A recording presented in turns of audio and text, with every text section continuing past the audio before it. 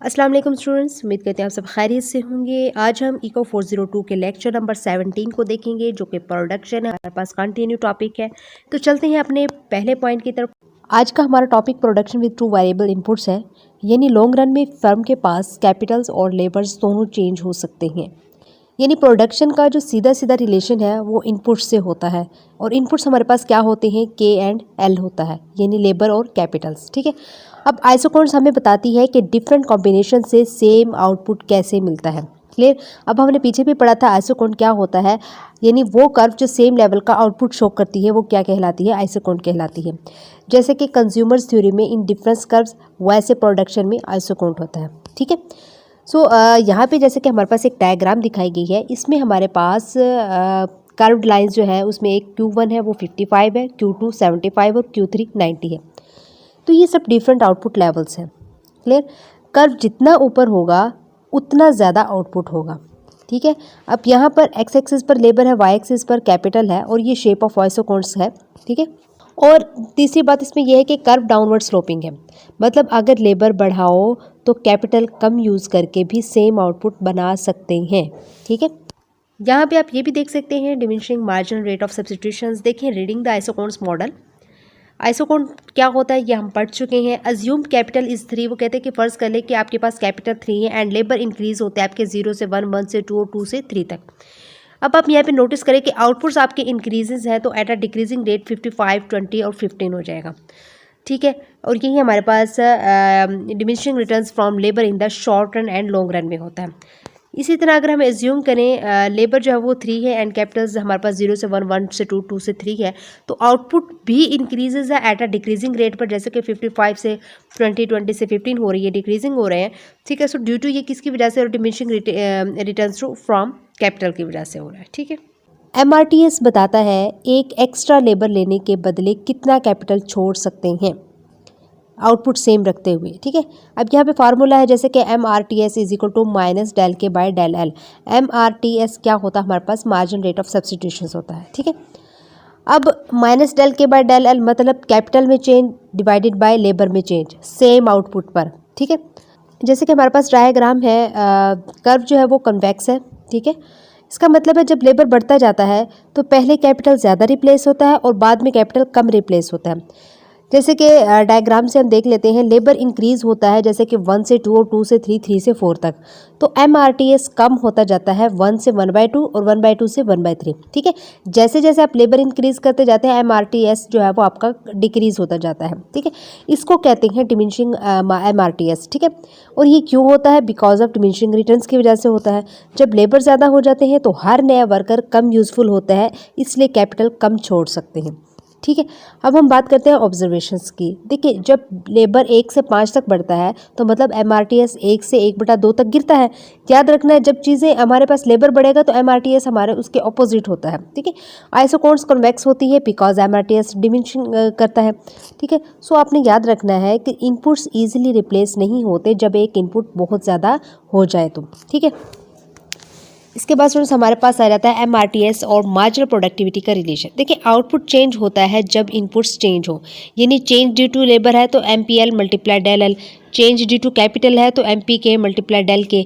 अगर output constant रखें, ठीक है, तो हम क्या कर सकते हैं, MPL into del L plus MPK into del K is equal to 0। So rearrange करेंगे, MRTS किसके बराबर होता है, MPL बाय MPK के। ठीक है।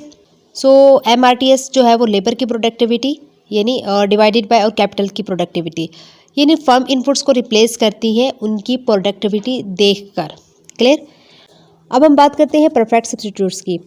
यहाँ ये डायग्राम आप देख रहे हैं, यहाँ आइसोकॉन्ट्स स्ट्रेट लाइंस हैं। इसका मतलब है कैपिटल और लेबर परफेक्ट सब्स्टिट्यूट्स हैं।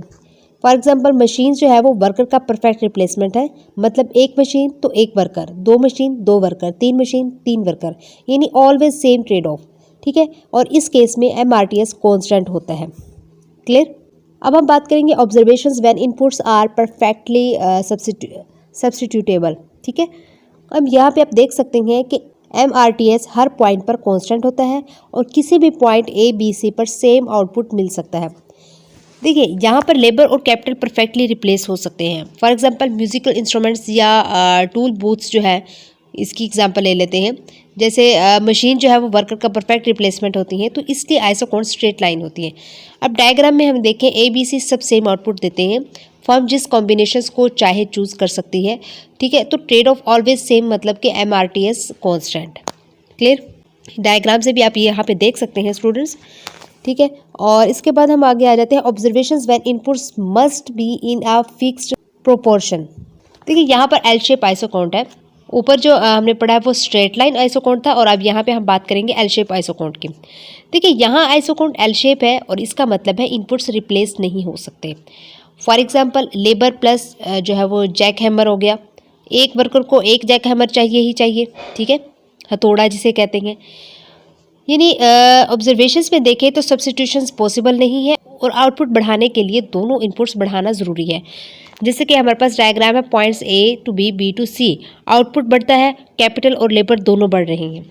सो परफेक्ट कॉम्प्लीमेंट्स क्या है, मतलब फिक्स रेशो प्रोडक्शन है। अब हम बात करेंगे प्रोडक्शन फंक्शन फॉर व्हीट। देखिए फार्मर डिसाइड करता है कैपिटल इंटेंसिव टेक्निक यानी मशीन ज़्यादा, लेबर इंटेंसिव टेक्निक यानी वर्कर्स ज़्यादा। अब डायग्राम में हमें यही बताया गया है कि आइसोकाउंट यानी सेम व्हीट आउटपुट 13,800, ठीक है। पॉइंट ए जो है more capital intensive, point B पर जो है वो मोर लेबर इंटेंसिव। तो गिवन वैल्यूज़ ए पे जो है वो हमारे पास क्या है, लेबर की 500 पर आवर्स है और कैपिटल की 100 मशीन्स पर आवर्स है।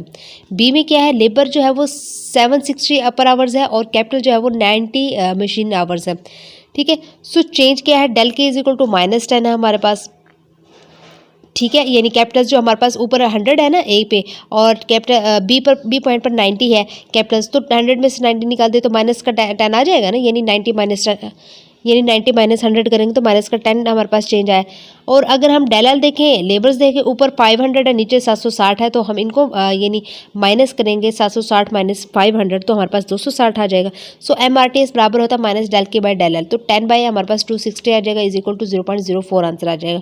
सो MRTS हमारे पास क्या है, क्योंकि 0.04 है तो लेस देन 1 है, ठीक है। तो MRTS लेस देन 1 हो जाएगा, मतलब लेबर चीप है कैपिटल से।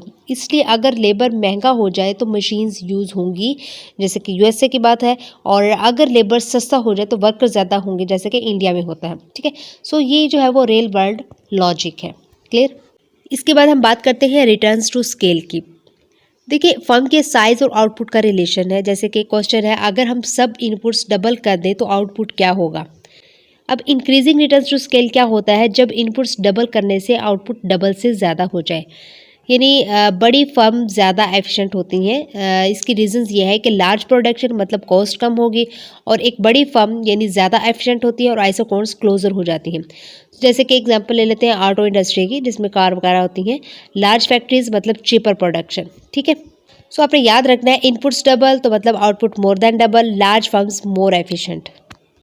अब हम बात करेंगे इंक्रीजिंग रिटर्न्स टू स्केल की डायग्राम की। देखिए जब इनपुट्स डबल करने से आउटपुट डबल से ज़्यादा हो जाए, जैसे कि ग्राफ में एक्स एक्सिस पर लेबर आवर्स है और वाई एक्सिस पर कैपिटल आवर्स हैं, और कर्व्स जो है वो आइसोकोन्स यानी 10, 20, 30 आउटपुट्स हैं। तो यहाँ पे आप नोटिस करें कि आइसोकोन्स जो है वो क्लोजर हो रही हैं, ठीक है। जैसे 10 है, 20, 30 क्लोजर है ना, मतलब सेम आउटपुट इंक्रीज के लिए कम एक्स्ट्रा इनपुट्स चाहिए, ठीक है।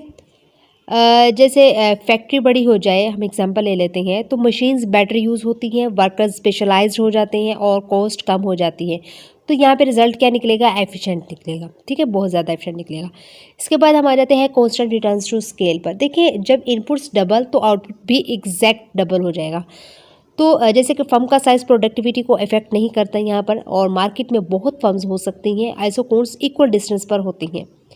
आइसोकोन्स यहाँ पे जो डायग्राम है, यहाँ पे आइसोकोन्स इक्वली स्पेस्ड है, यानी 10 से 20, 20 से 30 है, मतलब हर बार आउटपुट बढ़ाने के लिए सेम एक्स्ट्रा इनपुट्स चाहिए। जैसे कि हम एक एग्जांपल ले लें स्मॉल बेकरी की, डबल वर्कर्स प्लस डबल ओवन्स यानी डबल ब्रेड, एफिशिएंसी सेम रहती है, ठीक है। इसके बाद डिक्रीजिंग रिटर्न्स टू स्केल पर आ जाते हैं, इनपुट्स डबल आउटपुट्स डबल से कम इसमें, ठीक है।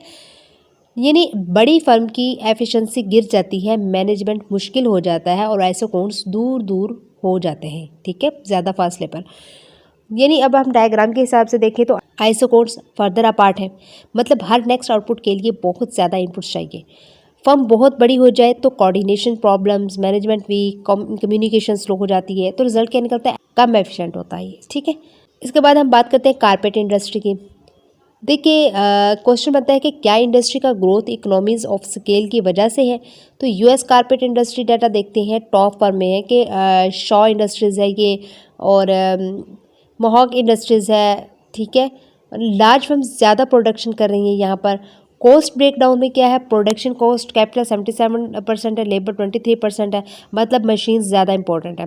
लार्ज मैन्युफैक्चरर्स देखे जाए तो ऑब्जर्वेशंस देखते हैं कि मशीनरीज एंड लेबर दोनों बढ़े, इनपुट्स डबल हुई, आउटपुट डबल से ज़्यादा हुई, तो इकोनॉमीज ऑफ स्केल एग्जिस्ट करता है, यानी लार्ज फर्म्स मोर एफिशिएंट होती हैं। इसके बाद स्मॉल मैन्युफैक्चरर्स देखते हैं तो ऑब्जर्वेशंस यहाँ पे देखिए, स्मॉल स्केल इंक्रीज मतलब आउटपुट पर ज़्यादा इफेक्ट नहीं है, इनपुट्स बढ़ाओ तो मतलब आउटपुट प्रोपोर्शनल बढ़ता है, सो कॉन्स्टेंट रिटर्न्स टू स्केल होता है ये, ठीक है। तो ये छोटी छोटी चीज़ें आप ये देख लीजिएगा। तो यहाँ पे स्टूडेंट्स आपका लेक्चर नंबर 17 भी कंप्लीट हो जाता है। उम्मीद करती हूँ चीज़ें क्लियर हुई होंगी।